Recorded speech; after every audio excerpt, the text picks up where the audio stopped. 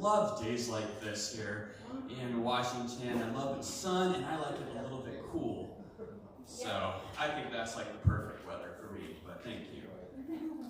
So Genesis is a community dedicated to the love, inspiring harmony, and creating connections to empower spiritual growth. And we love that you are here to share in that with us today.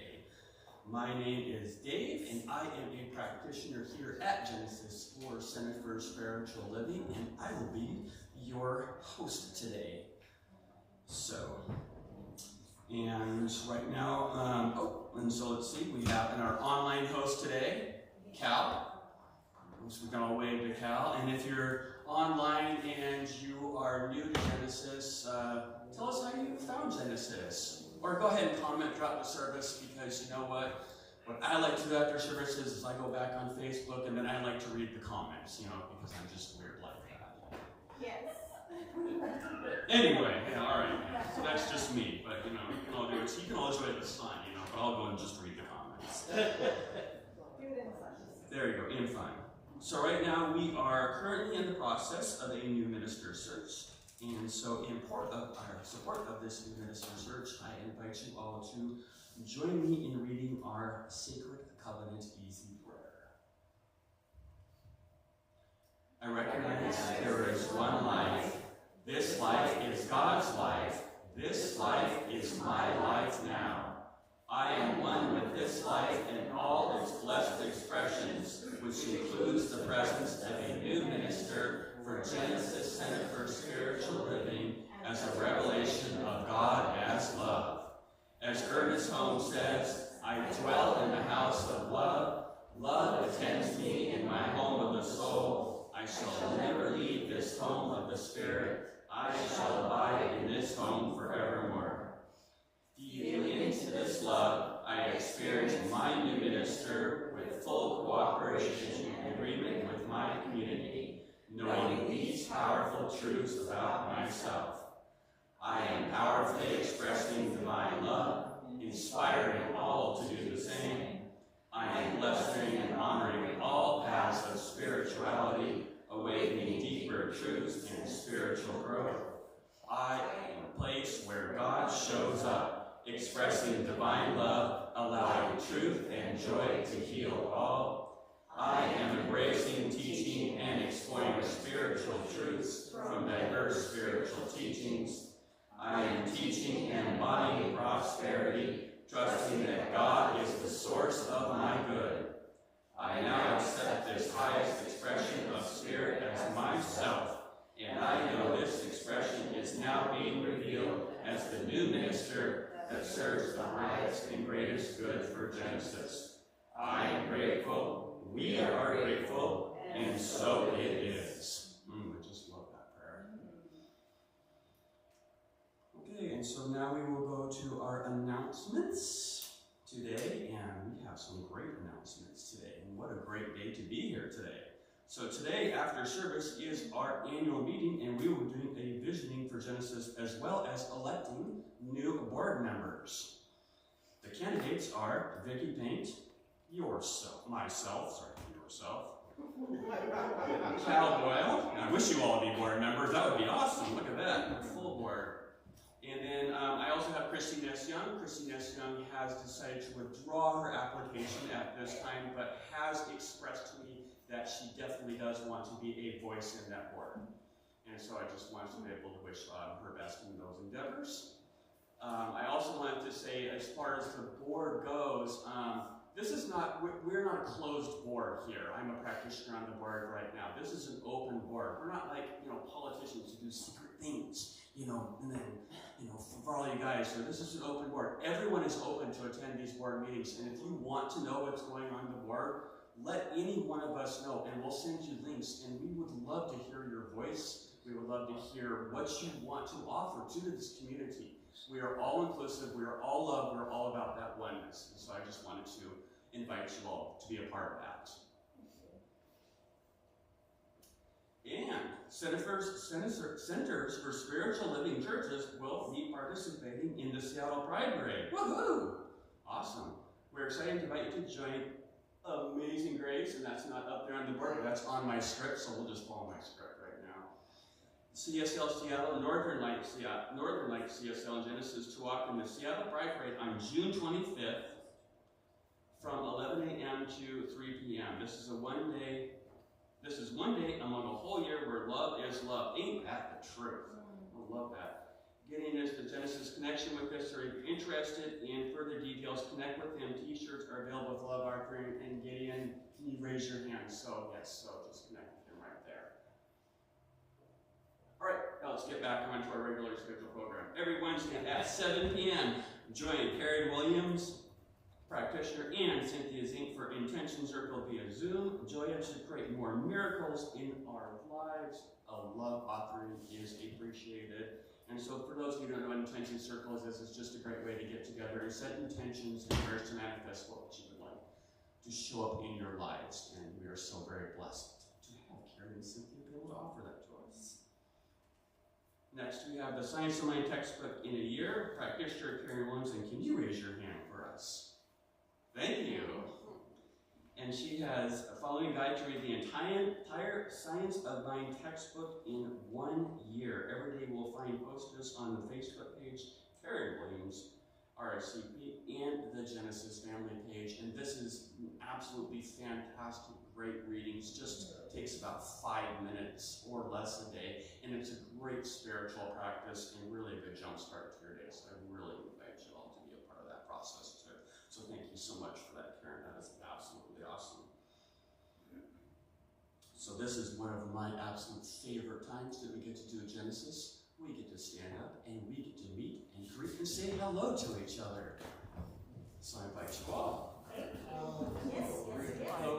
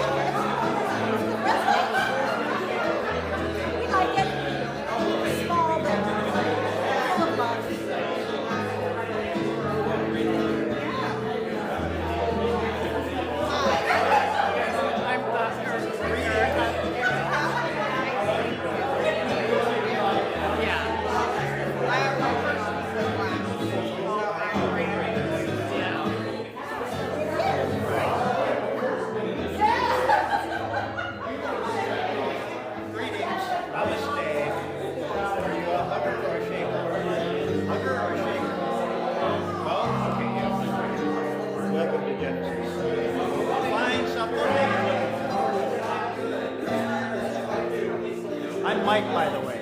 I'm Erica. Erica, okay. Nice to meet you. You too.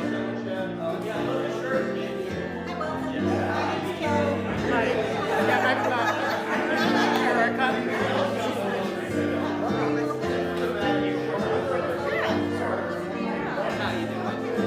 Excellent. Okay. Love it. How long does it take you to get here? Coming from?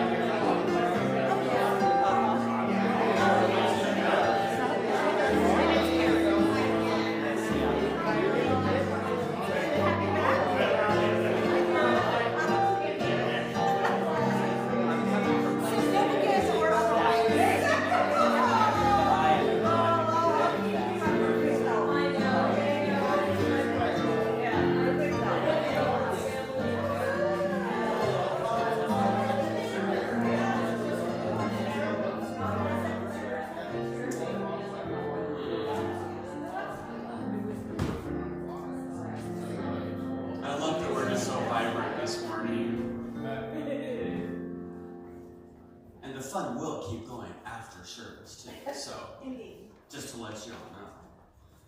So at this time, I just want to wonder if anyone is here attending for the first time. If you are attending for the first time, you feel free to introduce yourself so that we can get to know you, if that's okay, and if not, yes. Yeah.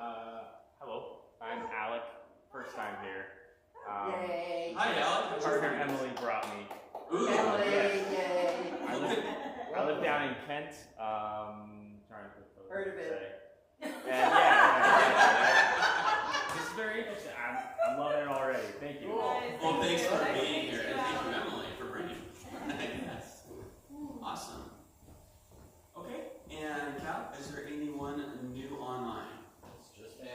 it's just family. Well, we love family. Family is awesome. We're all about family here.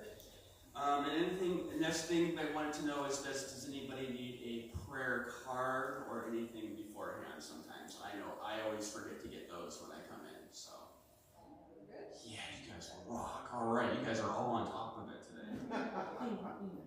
Okay. So now I would like to give a good shout out to all the volunteers that are a part of our service today. Our service is made up with just everyone here, and we're all about connecting with each other, and so it's, it wouldn't make us happen if we weren't all part of that process. So we have Cynthia.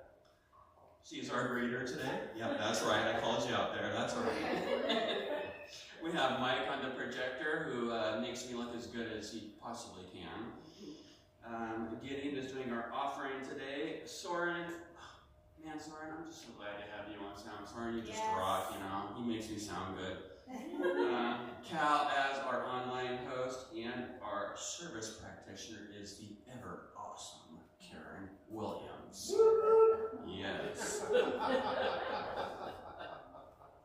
So before we get to Karen Williams, who will be centering our service today, I would like you to sing our centering song with us. We'll be up here.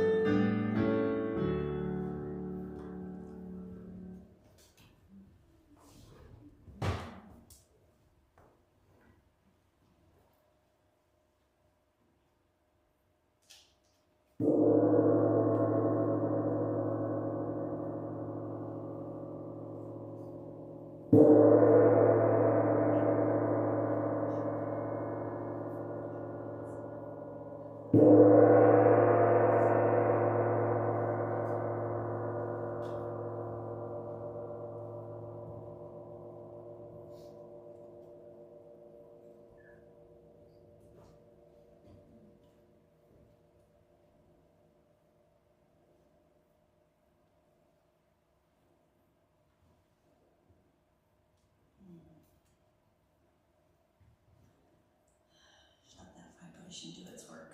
My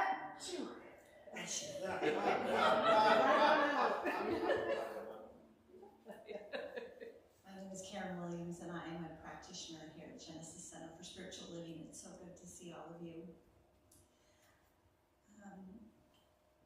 My reading today is from The Science of Mind, because of course that is what I have been immersing myself in for this year so far, and for the rest of this year to continue.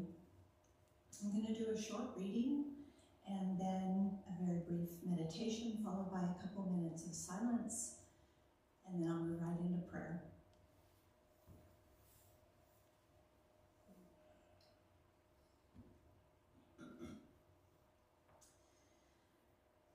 Peace is the power at the heart of God.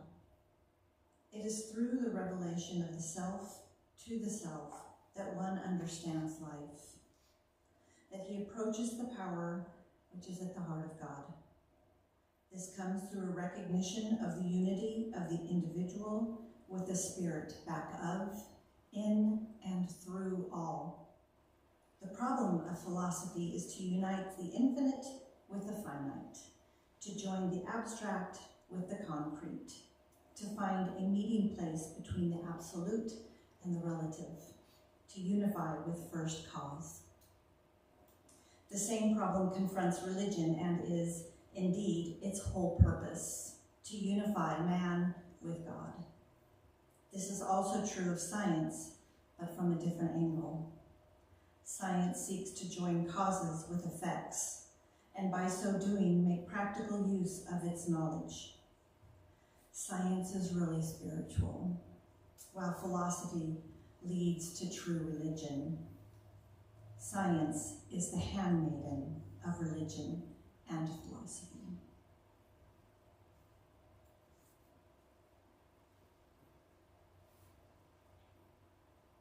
And so this meditation is called Stillness and Receptivity.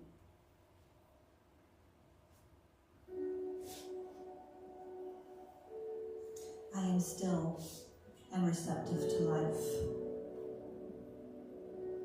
I let life flow through me into all that I do, say, or think. I shall let my life be what it is, and shall not worry nor complain. I am now entered into the secret place of the soul, where complete quiet reigns supreme, and where God talks to me. I receive.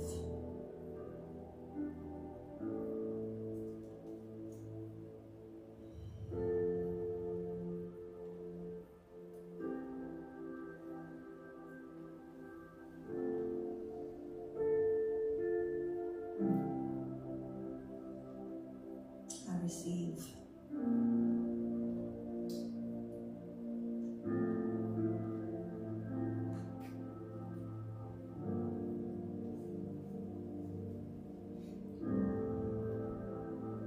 I receive.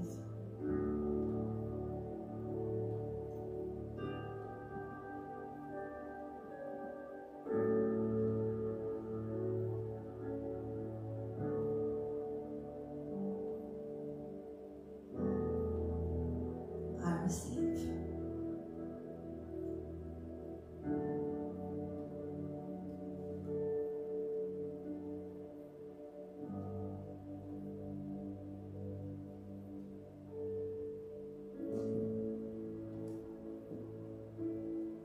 I receive.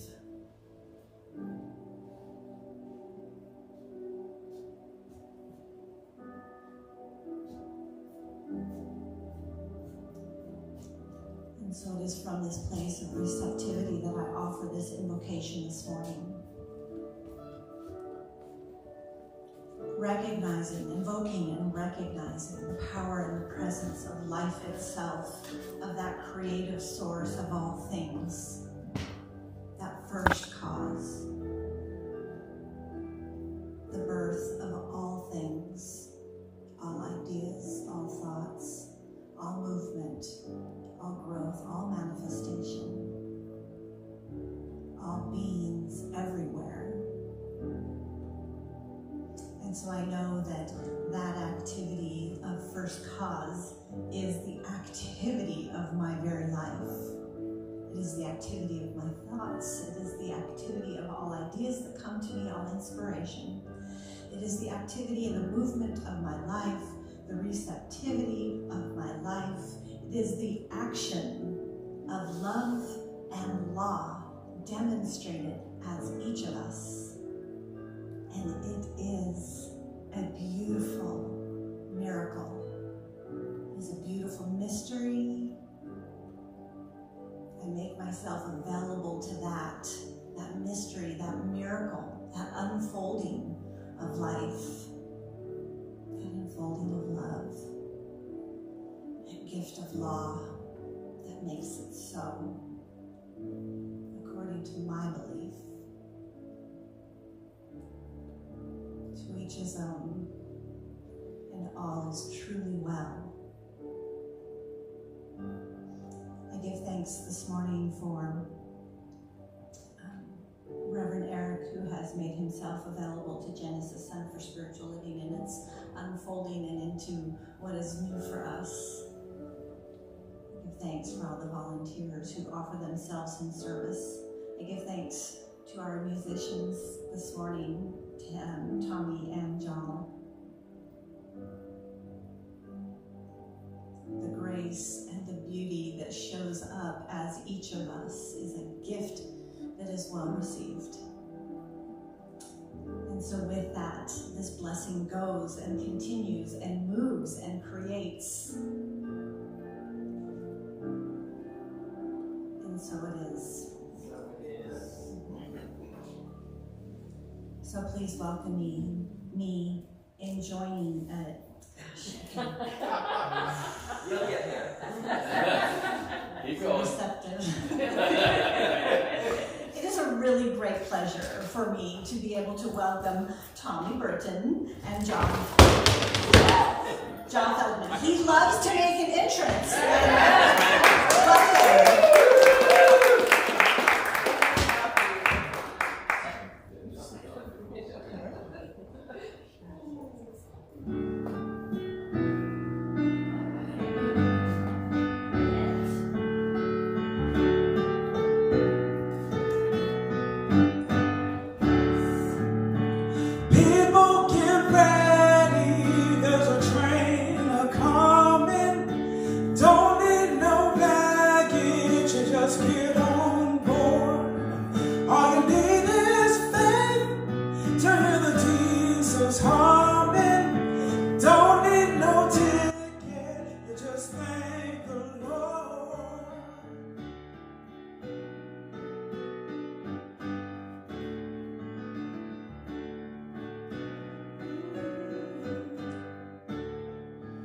So people get ready, there's a train at Jordan, picking up passengers from coast to coast.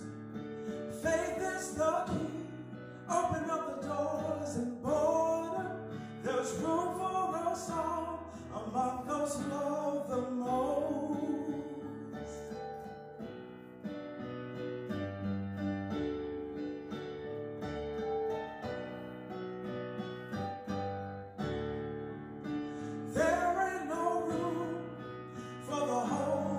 Person who hurt all mankind just to save his own. Have pity on those whose chances grow thinner, for there is no hiding place against the kingdom's throne. So people get ready, there's a train a-coming. Don't need no baggage, just get on board. All you need is faith to hear the Jesus humming. Don't need no ticket, you just thank the Lord. Don't need no ticket, you just thank the Lord. Don't need no ticket, you just thank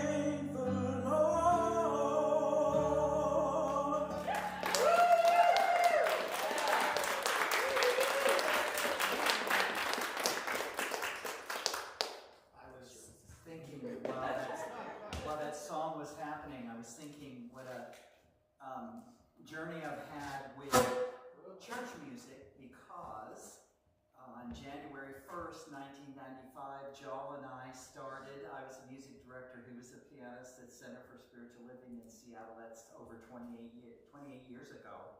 And I just saw Tommie sing at Seattle Unity a couple weeks ago.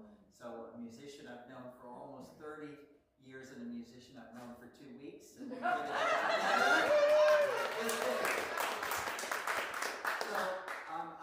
I was inspired to create a theme for this month, which is the head-heart connection. Can we use the podium mic? Sure. Or do you want the receiver on the chair? It's the mic stand that's the problem. It's all his vibration. Yes. I'm a little too much for the sound to handle today. Okay. So we're talking about the head-heart connection. And Ernest Holmes said that the divine is comprised of love and law. Okay? So it's love and law. The law side is sort of the science, meaning the physical universe is run by laws. Okay? Gravity is a law, centrifugal force is a law, chemicals operate because of laws. You know, the chemicals on the periodic table. There's all these physical laws that rule the physical world. And then he said that there are spiritual laws that run the spiritual side of the universe. So there's the law of forgiveness. There is the law of compensation. There is the law of reciprocity. There is the law of karma. You know, what you put out, you get back. And that happens on the invisible side of life. So the divine is science and religion, or the head and the heart. So there's a head and there's a heart, okay? And I wanted to just talk about that for a tiny bit, because I love to imagine science, material science, in its purest form. And in its purest form, material science is you're not supposed to have emotions, okay? Like you are supposed to just produce the evidence, examine the evidence, and make decisions based on the evidence. There's not supposed to be any emotions about it, right? And so if you put out an idea, you have to prove it with an experiment that is not clouded by, yada, yada, yada spin. You know, there's no political spin, there's no PR in science. Either the thing is true or it's not true. Got it? Right. So I'm thinking about this situation. In the 1800s, there was a facility in Germany where women went to have babies. And this place also happened to be where they examined cadavers. And poor women were sent there, and they got what they called birth fever and died very often because the doctors did not wash their hands. There was no concept in the 1800s of washing your hands. They didn't know about microbes. They didn't know about it. And so a doctor would go from cutting up a cadaver to delivering a baby. Oh, no. So this doctor got this idea. I wonder if that's a good idea or not. Let's test it out. So what they did was they divided the building into 2 wards, and in this ward they made all the doctors and nurses wash their hands in an antiseptic solution. And in this side they continued doing exactly what they had done. And lo and behold, the deaths, the mother's deaths from what they called birth fever disappeared. Wow. Disappeared. And in fact, poor women got word of this, and they would go to the door and they would pray that it would be sent to that ward instead of that ward. Wow. Right? Now, when this doctor, whose name was Lemelson, when he presented it to the medical board, to the organization of doctors, they ridiculed him, they laughed at him, they said this is crazy, we're not having this. They drove him out of the city. He had to go to a different city. His reputation was destroyed, and he wound up in the end killing himself because he was so devastated by the reaction to this thing. So in the realm of science, emotion is not relevant. You're supposed to, and there's all these cases where doctors' feelings about, or scientists' feelings about things, they will manipulate the data because they're just determined to prove something. But that is not what works in the realm of science. In the realm of science, it's got to be just the facts, man. Okay, so there's that side of it. Now, so if science is contaminated by emotions, then you've got problems. On the other side, if you have sentimental feeling, religion is the heart. I mean, a person who is deeply spiritual is said to have great heart. A person who has a great heart has a great soul. A person who has great soul, has a great spirit, has great compassion, has the ability to love all equally. So the religion side of the divine is the heart, right? And the heart is connected to the emotions. And so what is that great quote from Corinthians? If I have the voice that can make the angels sing, but I don't have love, then my voice is like a clanging cymbal. If I give everything if I give all my money, but I have no heart, then I am like an empty person. It's like you've got to have heart. You've got to do things with feeling, right? That's the religion side of things. So there's the head, science, there's the heart, religion. But there's a problem. If you have all heart without your head involved, you're going to wind up with superstition. You're going to wind up with superstition. And so you're going to say, that thunder is God being mad at us.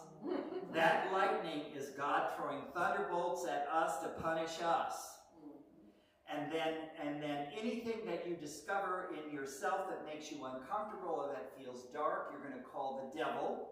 So you're going to personify the shadow side of yourself, and you're going to call it the devil. And then anything that looks like it on the outside has to be killed. And then you get the Salem witch hunt, and then you get the expulsion of the pogroms, the killing of all the Jews, the expulsion of the Jews. They expelled all the Jews from Spain in 1492. That was Queen Isabella. It was like, we're not having any Jews here. And then the Nazis got rid of Jews, and it's superstition. There's this belief that somehow, because people use this religious book instead of that religious book, that they're somehow different. And so that's the problem when you have too much heart and not enough head. Got it? Yeah. Okay, so what do you want? A balance. You gotta have it together. They're like, you can't fly with one wing, and also, you don't have depth perception without two eyes. The thing about two eyes is that they see very slightly differently because they're positioned a little bit different. And that is what allows you to have depth perception. If you only have one eye, you don't have depth perception.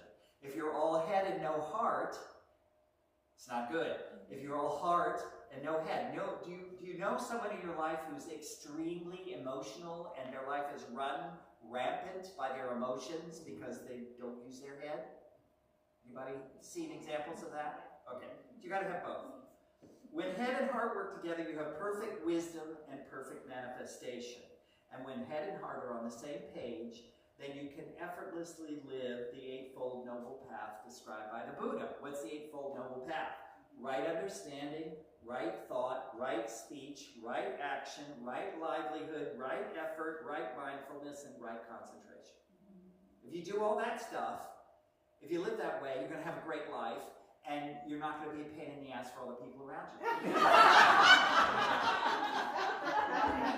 And we all know people who are a real pain in the ass. I love reading Dear Abby. Oh my God. There's no nothing juicier than like the mother-in-law from hell, all the problems about weddings and who's coming, who's not coming.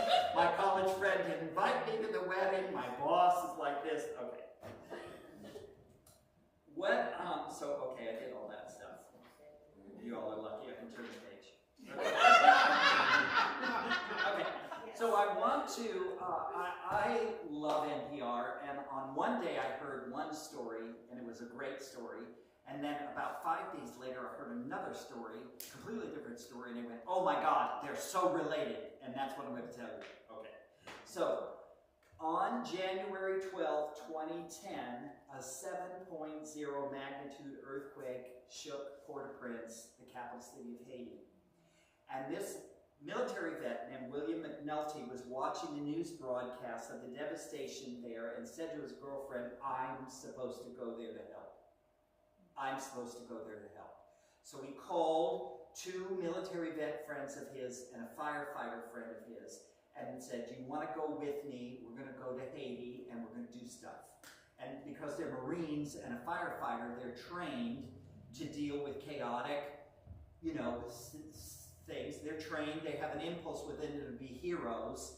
And if you run to a city that has had a 7.0 magnitude earthquake, you're going to have opportunities to do something heroic. So they went, okay?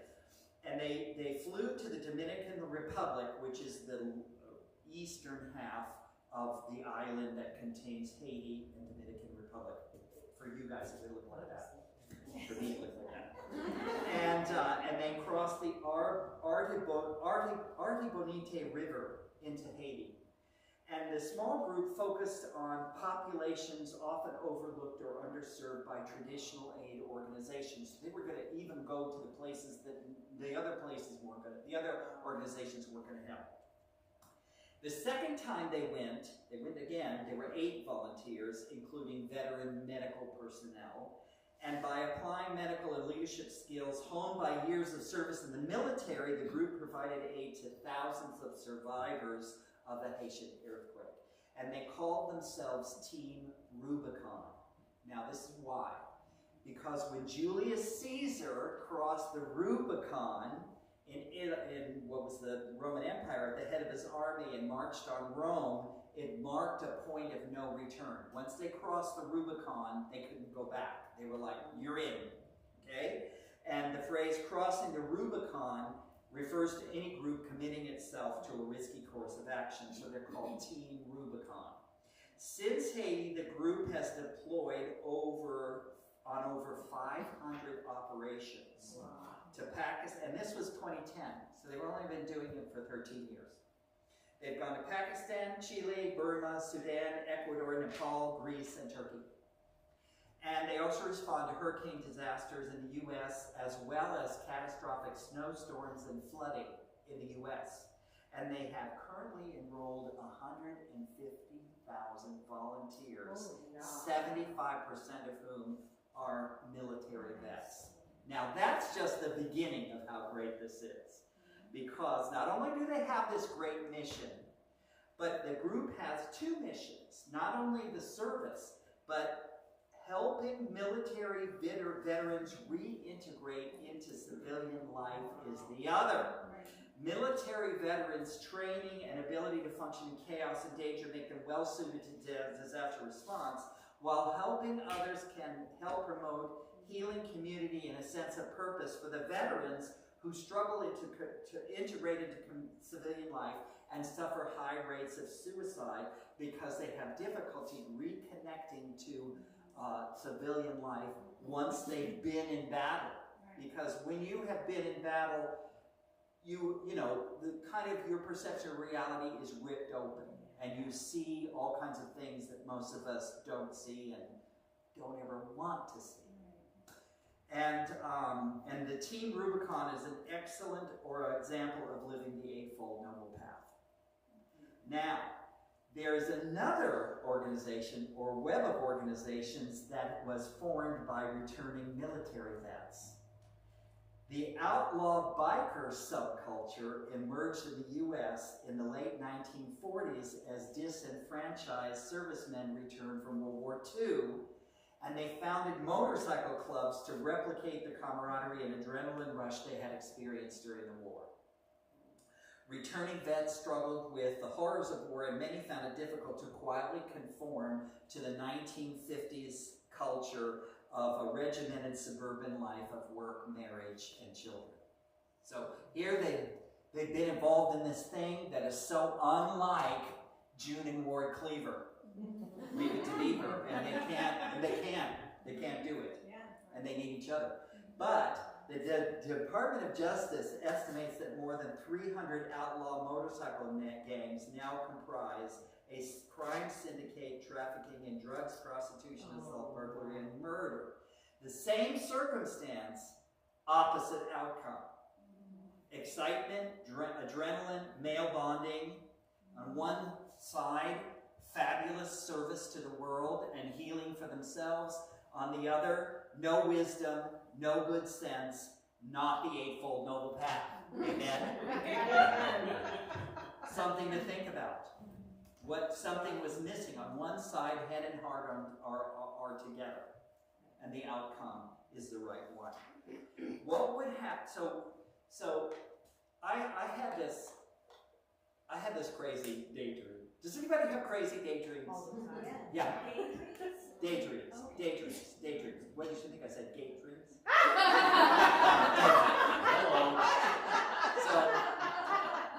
So this is a daydream that I have had more than once. What would happen if everyone was enlightened? What would happen if every human being was spiritually enlightened? What would happen if every single human being had head and heart perfectly connected? If everyone was as forgiving as Jesus, as enlightened as the Buddha, as committed to peace as Mahatma Gandhi, as devoted to the poor as the Sisters of Charity, as dedicated to disaster relief as Team Rubicon, as committed to racial equality as Dr. Martin Luther King Jr., as inspired and surrendered as Muhammad, as accomplished a mystic and artist as Hildegard von Bingen, as compassionate as Amachi, the hugging saint and female avatar of modern Hinduism. And I think that Amachi, the living Hindu saint, has hugged something like 5 million people. Like, she could sit there for days on end, from like 2 in the morning until 1 in the morning, and hug people. And I've gotten a hug from her. And this is not just some little pat on the back. She is like, like, you are hugged. And all these fantastic service organizations have arisen by her followers. All over the US, India, all different kinds of places. If everyone was enlightened, everybody take a deep breath and let it go. If everyone got it, if everyone's head and heart was connected, we wouldn't have armies. There would be no armies. There would be no military hardware. We would not be spending billions on tanks and bombs and guns and fortifications and assault rifles and all that stuff. We wouldn't need police. I mean, if everybody's living the Eightfold Noble Path, and they have right livelihood, and they have right thought, right speech, right action, nobody's going to steal anything. Nobody's going to take somebody else's sexuality. There's not going to be any rape. There's not going to be sexual assault or sexual abuse. There's not going to be any of that. We won't need police. We wouldn't have courts of law. We wouldn't need domestic violence shelters or homeless shelters. Nobody would be homeless. There wouldn't be any crime, graft, or corruption. Political leaders would only tell the truth. What a concept. And work ceaselessly for all of their constituents. There truly would be more than enough money, more than enough space, more than enough shelter, more than enough opportunity, more than enough clothing, more than enough food, more than enough health care. Let's take a breath. So I just wanted to remind myself, when I think about when I have this fantasy, I need to remind myself that is what I am working towards. that is what I am dedicated to. That is what I am living for. I am trying to be part of that because I really would like it all just to be Project Runway all the time. I just want everybody to have fun. I just want it to be plays and musicals and dance and paintings and sports and fun and creative expression and no more war. War is really stupid. It's really a waste. I really hate it. I really don't want it anymore, and I really want people who need an opportunity to be heroes to have other ways to do it than killing each other over land. It's so dumb. Amen? Amen? It's so dumb. It's so dumb. I want us to be over it. Hordes of people would probably be running around trying to find a problem to solve, a struggling individual to support, or an injustice to turn around. So, okay, so what does this high-flown fantasy have to do with ordinary, everyday little old you and me? I would start by being grateful to have both a head and a heart. So I just want to invite you to take a minute, because I know what it's like when you have a body. When you have a body, then you create or experience all kinds of issues with your body, right? You're constantly, unwittingly in a battle with your body because it's too much of this or not enough of that, or it's too young, or it's too old, or it's too this, or it's too that, or yeah. And, thank God that you have a brain. Aren't you grateful you have a brain? Aren't you grateful you have a heart? I can talk about this, but I heard a thing yesterday. There is a town in the Midwest, and in 1945, this guy chopped the head off a chicken, and the chicken lived for 18 months. The chicken lived for 18 more months, and the town now has a festival to honor Mike, the headless chicken. But aren't you glad you have a brain and you have a heart? Hello. I'm thinking about The Wizard of Oz, the Tin Man and the Scarecrow and all that. And I'm grateful that the brain has a function and is good for some things, but the brain is not good for everything. And you should not believe everything you think. The brain is good, but only goes so far. And it's great to have a heart, and it's great to feel. You should not be ashamed of your feelings. You should not be ashamed of your feelings. You have feelings, they're serving you. But if they are running you, that is not good. That is not a good thing.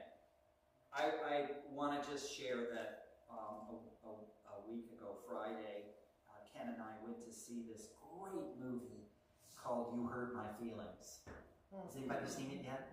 Oh my God. It stars Julia Louis-Dreyfus from Seinfeld. And it's this little character drama, and she plays, and it's a comedy, it's really funny, and she plays this woman who has published a memoir and now is about to publish a novel. And her husband is her biggest cheerleader. He's just always cheering her on, and she overhears him telling a friend that he hates the novel. He thinks it's not good. And she loses her shit. Right? And then all this constellation of characters are all playing out the theme of, do you tell the truth in relationships? How much of the truth do you tell? And it's really juicy. And it's really thought-provoking. And it's really funny. And it's really human. And it's really great. And there's a scene where her character and her husband have a son who's 20 or 21, and he is trying to find himself. It's a very common 20, in your 20s. Now you're no longer at the structure of your parents and school and all that, and it's like, who am I? Remember that? Yeah, I remember in my 20s just running around like a chicken with my head cut off, trying to figure out who I was supposed to be. Anyway. And the son, is come to have dinner with them, and he kind of gets upset at one point, and he says, you know, you told me all the time that I could do anything I wanted to and that I was really good at everything, and I'm actually not good at everything, and I can't do everything I want to do, and you really, yeah. And it's funny because she's upset because the husband didn't like her book, and the son is upset because they told him he was great, and it's like, so, you know, it cuts all these different ways. It's a really juicy. So if you go, and I hope you will go because it was really great, make sure that you schedule time to talk to somebody about it afterwards because it's really juicy. Okay, so that is where head and heart need to figure out what is right action, what is right speech, what is right thought. I know one thing. In reading all of those Dear Abbeys, I have learned that if you adopt a kid, tell them immediately. Do not make it a secret. Do not turn it into something hidden or shameful. Just let the child know, I'm not your birth parent, you're this kind of parent, so that they won't discover it at some point and then have to go through a whole identity crisis. Right? Does that make sense? Yeah. So that's an example where tell the truth. And there's a lot of that.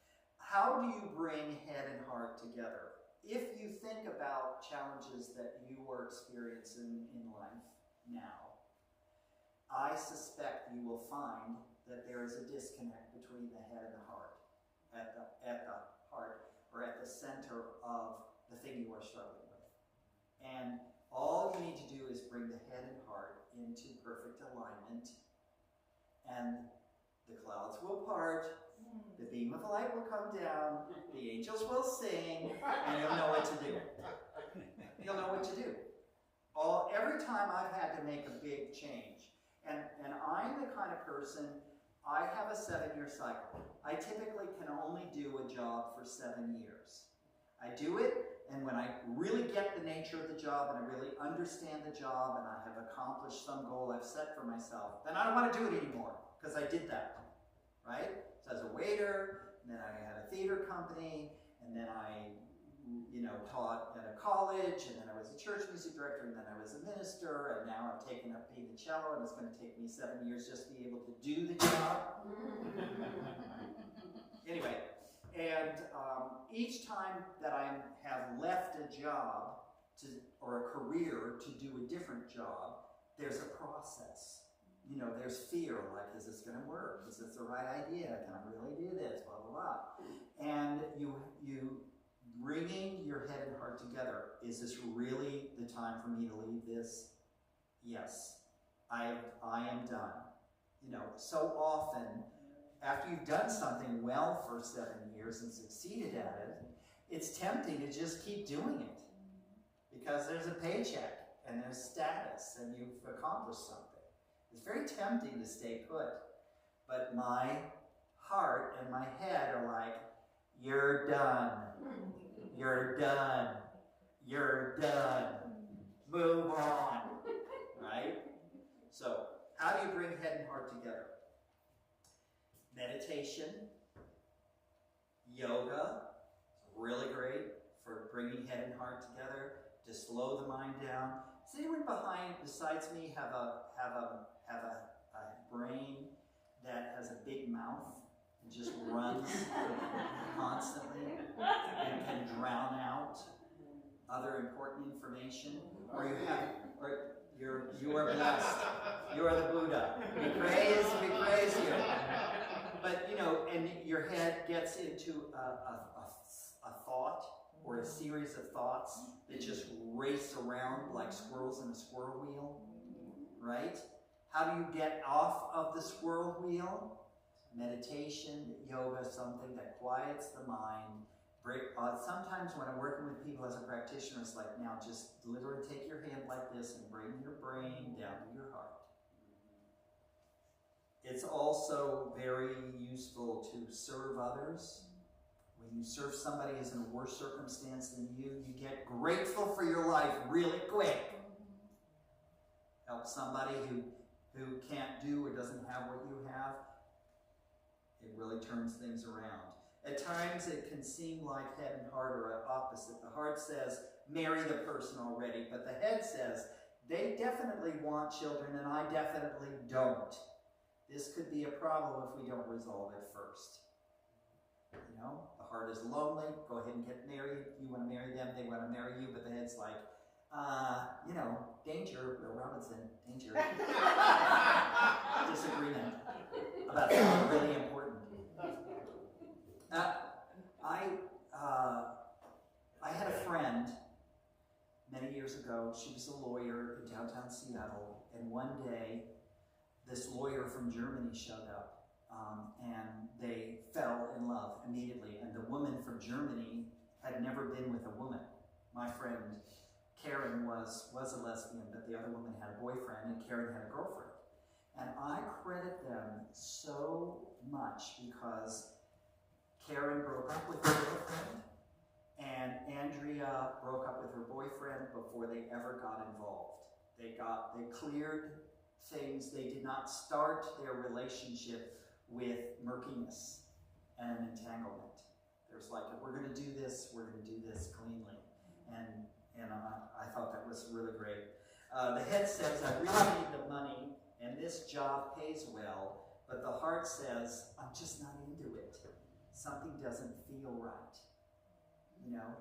And it takes a lot of courage to receive that information from the heart and say, okay, I'm going to wait. I really am worried about money, but I don't want to do the wrong thing in my head. You know, my heart is telling me something's wrong. The head-heart connection is a miraculous gift from the Creator. And if you bring head and heart together, you will always make the right choice. You will always say the right thing. And sometimes that means keeping your mouth shut. Sometimes saying the right thing is your silence. Because silence speaks. Got it? Yep. Let's pray.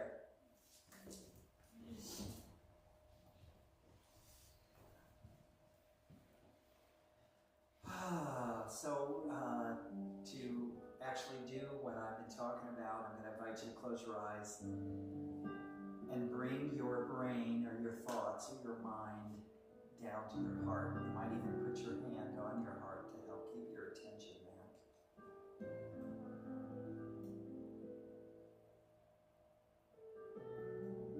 And I invite you to allow warmth and peace and quiet joy to fill your being.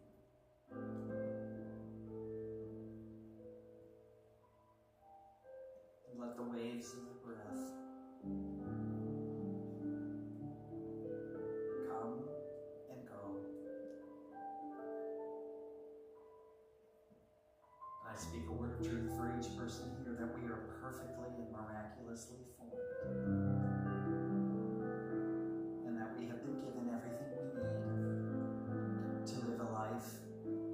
A spectacular life. A life of love. A life of joyous service. A life of absolute crystal clarity.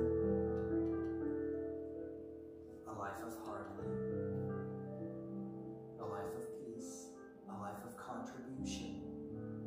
A life of purpose and meaning and prosperity. Bless this miraculous brain, this amazing heart that so steadily connects all aspects of being and brings all the good together.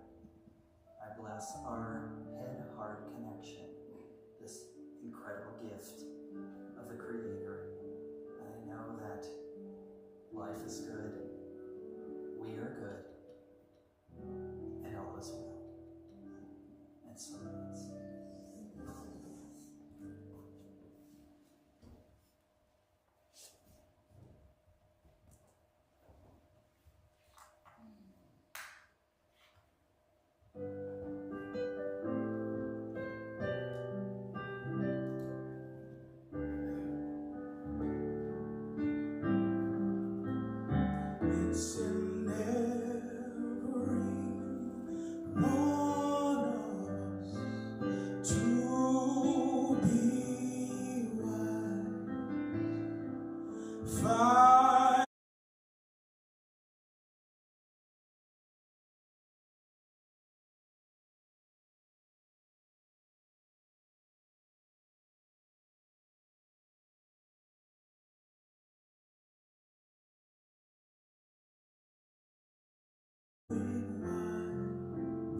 It's in every one of us by and by.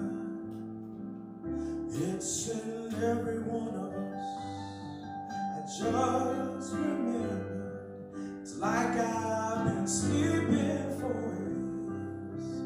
I'm not awake as I can be, but my skin's better. I can see through the tears. I've been realizing that I bought this ticket and watching only half of the show. But there's scenery and lights and a cast of thousands who won't know what I know. And it's good that it's so.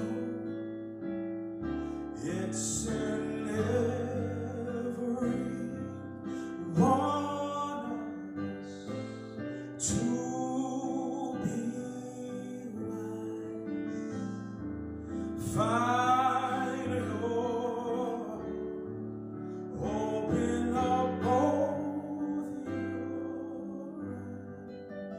We can all know everything without ever knowing why.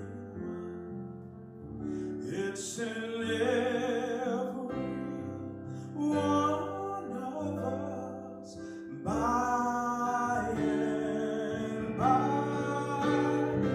It's in every one of us by and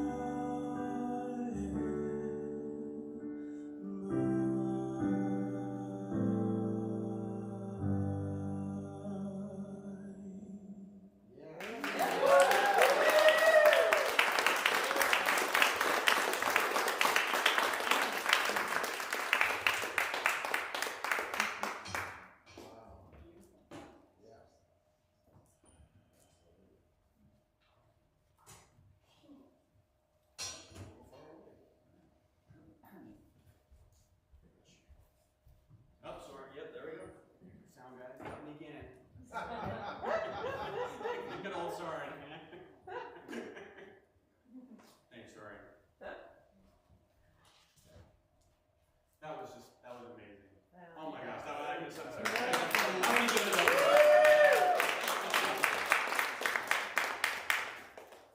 Come back whenever. I'm just going to say that right here. Please come back whenever.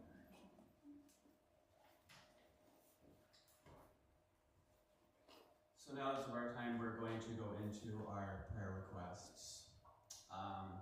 And I love that the message that we had today is absolutely perfect for that, as those prayers that we can get into our mind and our heart connection. And so I will just invite you all right now to fill out your prayer cards.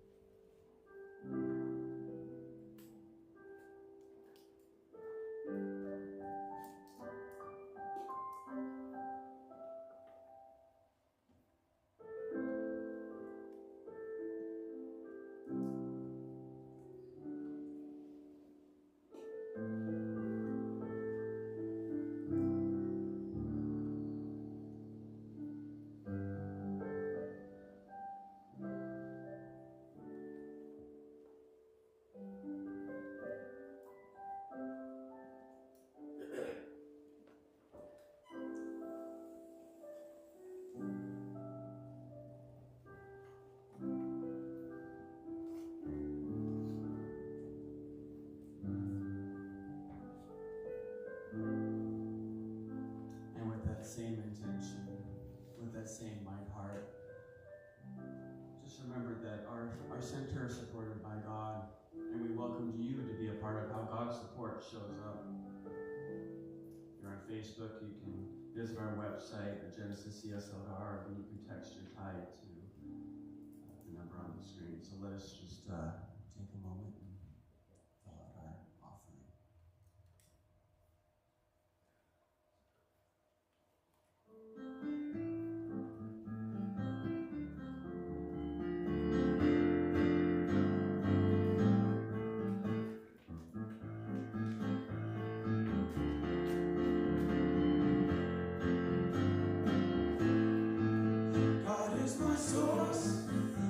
is my power. God gives me everything I need. So I give thanks for all my blessings. God gives me everything I need. God is my source. God is my power. God gives me everything I need. So I give thanks for all my blessings. God gives me everything I need. God gives me everything I need. God gives me everything I need.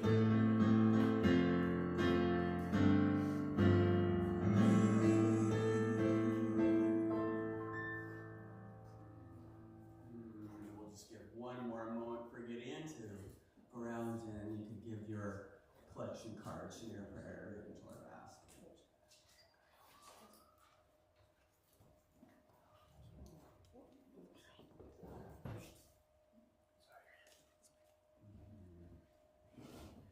The joyous service today.